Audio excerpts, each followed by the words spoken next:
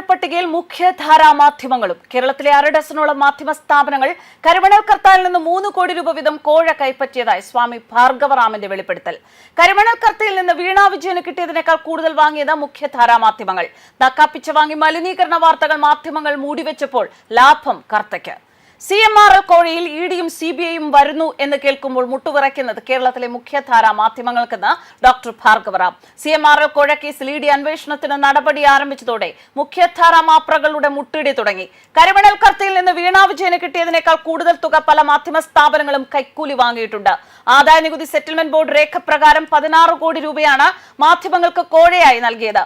ആലുവയിലെ കരിമണൽ സംസ്കരണ ഫാക്ടറിയിൽ നിന്നുള്ള മാലിന്യം പെരിയാറിലേക്ക് ഒഴുക്കിവിടുന്നത് കാരണമുള്ള പരിസ്ഥിതി ജലമലിനീകരണ വാർത്തകൾ മുക്കാനാണ് മാധ്യമ സ്ഥാപനങ്ങൾക്കും മാധ്യമ പ്രവർത്തകർക്കും കോഴ നൽകിയത്.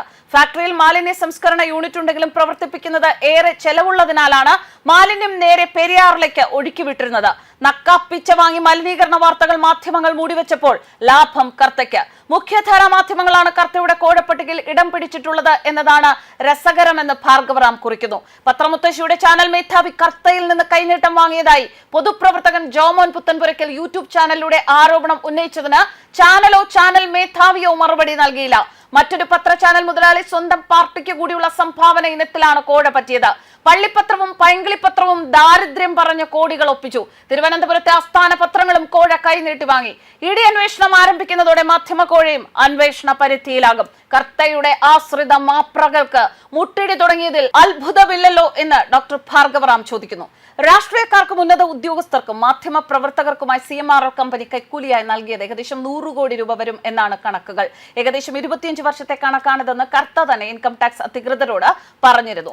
പരിസ്ഥിതി പ്രശ്നങ്ങൾ ഉയർന്നു വരുമ്പോൾ നേരിടാനാണ് കമ്പനി കേരളത്തിലെ ഇടതു വലത് രാഷ്ട്രീയക്കാർക്കും ഉന്നത IPS IAS ഉദ്യോഗസ്ഥർക്കും മാധ്യമ പ്രവർത്തകർക്കുമെല്ലാം കോടികൾ കൈക്കൂലി നൽകി വന്നിരുന്നത് എന്നാണ് വിവരം. പെരിയാറിനെ മലിനീകരിക്കുന്നതിൽ മുൻപന്തിയിൽ നിൽക്കുന്ന കമ്പനിയുടെ ഉടമ എന്ന നിലയിൽ പ്രദേശവാസികളും പരിസ്ഥിതി പ്രവർത്തകരും ശശിധരൻ കർത്തയ്ക്കെതിരെ പലതവണ സമരമുഖത്തെത്തിയിരുന്നു. തനിക്കെതിരെ സമരം ചെയ്ത പരിസ്ഥിതി പ്രവർത്തകരെ കള്ളക്കേസിൽ കുടുക്കി അകത്തിടുന്നതിൽ വരെ കർത്ത വിജയിച്ചു എന്നും ആരോപണങ്ങളുണ്ട്. പമ്പ ശുദ്ധീകരണവുമായി ബന്ധപ്പെട്ട കരാർ നഷ്ടപ്പെടാൻ ഇടയാക്കിയതാണ് പരിസ്ഥിതി പ്രവർത്തകരോടുള്ള കർത്തയുടെ വൈരാഗ്യത്തിന്റെ പ്രധാന കാരണം. തന്റെ കമ്പനിയിലെ മാലിന്യങ്ങളിലെ രാസവസ്തുക്കൾ ഉപയോഗിച്ച് പമ്പ ശുദ്ധീകരിക്കാമെന്ന അവകാശവാദത്തോടെയായിരുന്നു പദ്ധതി. മലിനീകരണ നിയന്ത്രണ ബോർഡുമായി ചേർന്ന് പരീക്ഷണ പ്ലാന്റാണ് 2008-2009 പമ്പയിൽ തുടങ്ങിയത്.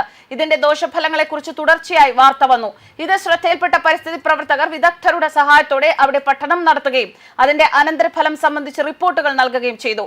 ഇതേ തുടർന്ന് 2009-2010 കർത്തയുടെ നേതൃത്വത്തിലുള്ള പമ്പ ശുദ്ധീകരണ പദ്ധതി സർക്കാർ നിരോധിക്കുകയായിരുന്നു. കർത്തയുടെ കമ്പനിയിലെ മാലിന്യങ്ങൾ പമ്പയിൽ കലർത്താനുള്ള ശ്രമമായിരുന്നു യഥാർത്ഥത്തിൽ ഈ പദ്ധതി എന്നാണ് കണ്ടെത്തിയത്.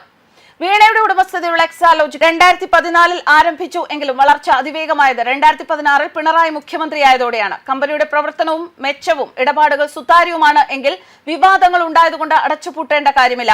വീണയുടെ കമ്പനി സേവനം നൽകി എന്ന CPM വാദം ശരിയല്ല എന്നും ഒരു സേവനവും നൽകിയിട്ടില്ല എന്നും കമ്പനി ഉടമ തന്നെ ആദായ നികുതി തർക്ക പരിഹാര ബോർഡിനെ അറിയിച്ചിരുന്നതാണ്.